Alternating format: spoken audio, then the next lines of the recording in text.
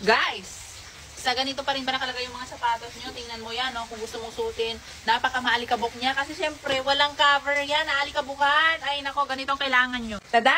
So, ito nga po pala yung nabili kong acrylic shoebox. Tapos, transparent yan. Anytime gumora ka, kahit saan lakad pupunta yan. Anytime, anywhere. O, ayan, tingnan mo. Walang alikabok yan. Kasi syempre, safe and sound siya dito sa loob ng acrylic shoebox na to. Ayan, hindi yan mapapasok ng mga insekto, ganyan. O, mga alikabok. Kasi syempre, enclosed yan. Walang makakapasok dyan na dumi. O, tingnan mo, diba?